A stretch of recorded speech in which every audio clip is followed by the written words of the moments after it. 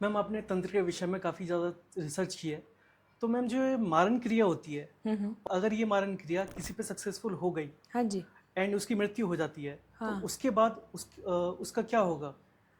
Okay, देखिएगा, सीधा प्रश्न आपका ये है कि भाई तंत्र के द्वारा अगर किसी की डेथ हो गई है सीधे सीधे, तो फिर उसकी गति क्या होगी? जी। उसकी गति प्रकृति तय करती है। मैंने देखा कि 90% केसेस में वह आत्मा प्रेत योनि में ही जाएगी। ओके। भले ही उस आत्मा ने कितने भी सदकर्म किए हों, पर अगर उसकी डेथ मारण से हुई है तो 90% चांसेस है कि वह भी प्रेत ही बनेगा। क्योंकि मारण में कौन चलता है? महाप्रेत ही तो चलता है। जी। तो वो महाप्रेत ही उसको लेके जाता है, तो वो फिर अपने साथ ही उसको घुमाता है। तो मैम उसके प्रेत बनने के बाद उसके कोई चांसेस नहीं है जिससे उसकी मुक्ति हो सके या मोक्ष प्राप्त हो? क्यों नहीं है, उसके पे भी मैं आऊंगी। और 10% हमने ये देखा कि एक केस भी मैं अभी बताऊंगी इसमें, तो 10% चांसेस है कि वो आत्मा उस परिवार का पितृ भी बन जाए। जी। यानी वो देव योनि में भी आ सकता है, जरूरी नहीं है कि वो प्रेत ही बना। तो हमने एक केस किया था, उसमें एक यंग लड़का उस परिवार का भूमिया था।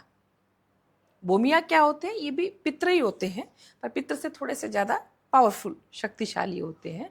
तो कई बार एक पूरे क्षेत्र के भी भूमिया वो कहलाते हैं, गांव के या भूमि के। तो कहने का अर्थ है वो इतने शक्तिशाली थे। अब वो जो मतलब वो यंग डेथ थी, 35 साल का वो लड़का था।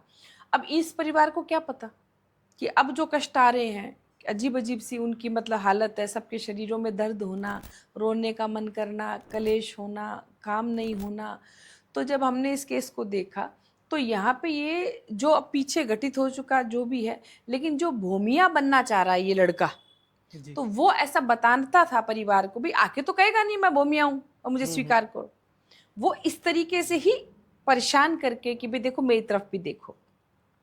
तो हमने, जैसा आपने पूछा, तो मैंने देखा कि 10% केस में चांसेस हैं कि मारण के बाद या तंत्र से मृत्यु के बाद वो आत्मा पितृयोनि में आ जाए, पर 90% मैंने देखा है कि वो प्रेत ही बनता है।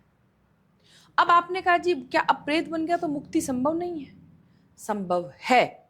और मैं 100 बार ये बात कह चुकी हूं अपने प्रोग्राम से कि बहुत कम चांसेस है कि उस आत्मा की गति मुक्ति वैदिक विधान से होगी। आपको उसकी गति मुक्ति के लिए आगम विधान अपनाना ही पड़ेगा। आगम विधान है तंत्र मार्ग, जिसमें शैव मार्ग और शाक्तागम, शाक्त मार्ग, ये इन ऐसी आत्माओं की मुक्ति कराने के लिए सर्वश्रेष्ठ मार्ग है। और जैसे हम लोग हैं तो हम शाक्तागम में हैं। हम जो इन प्रेतों की मुक्ति का जो हम विधान करते हैं हमारे केस में, वो हम आगम विधान से करते हैं, भगवती के द्वारा करते हैं। ओके। सो मैम जैसे पितृ की बात हो रही है तो एक क्वेश्चन आया मेरा। हाँ? कि पितृ में एंड आत्मा में क्या डिफरेंस है, या कोई डिफरेंस है नहीं? क्योंकि कई लोग बोलते हैं कि आत्मा को तो ना जलाया जा सकता, ना पकड़ा जा सकता, ना छुआ जा सकता, ना देखा जा सकता, वो एक एक रूप से दूसरा रूप लेती है। एंड कई लोग कहते हैं कि वही आत्मा पितृ बन जाती है और उस घर का देख रेख करती है। हाँ। तो क्या दोनों एक ही हैं या अलग अलग हैं? देखिए, इसको ऐसे समझिए कि आत्मा स्वतंत्र है, जी। शरीर खत्म होता है, ओके। आत्मा तो खत्म नहीं होती ना। अपन कहते हैं कि ना उसको जलाया जा सकता, ना मारा जा सकता, ना कुछ हथियार से उसको काटा जा सकता, जैसे गीता जी में कहा है। श्री कृष्ण ने। तो कहते हैं कि अब मान लो किसी की मृत्यु हो गई, जी। तो अगर वह पितृ बना या प्रेत बना तो वो भी तो योनि है।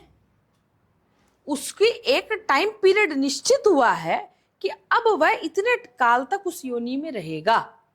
है तो आत्मा, कहलाएगी तो आत्मा ही, चाहे देव आत्मा है चाहे प्रेत आत्मा है तो वो आत्मा ही। और या फिर एक तीसरी स्टेज होती कि वो रीबर्थ लेता, तो यानी फिर आत्मा ने कपड़े की तरह शरीर ले लिया। तो हम ये कह सकते हैं कि जैसे जीव जंतु होते हैं, मनुष्य होते हैं, उनके अंदर आत्मा है, तो इसका मतलब तो ये भी हुआ कि जो पितृ है या प्रेत है वो भी आत्मा ही नहीं रूप लिया है। हाँ, क्योंकि आत्मा शाश्वत है।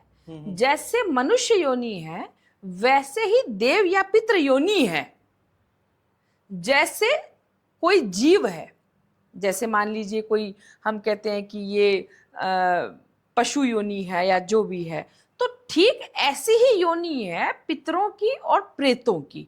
भाई इस आत्मा का शरीर खत्म होने के बाद में इतना टाइम पीरियड निश्चित हुआ है कि वो इस योनि में रहेगा। जी।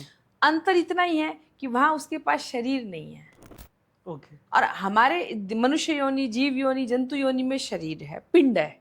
जी। वहां पिंड नहीं है, बट उसकी चेतना है, बस उसके पास शरीर नहीं है, पर वो योनि है। जैसे मान लो कोई पितर है, उसकी अवस्था है कि वो 200-300 साल तक उस योनि में रहेगा, उसके बाद वो अपना कार्य खत्म किया और वो आत्मा या तो रीबर्थ लेगी या मुक्ति को प्राप्त होगी।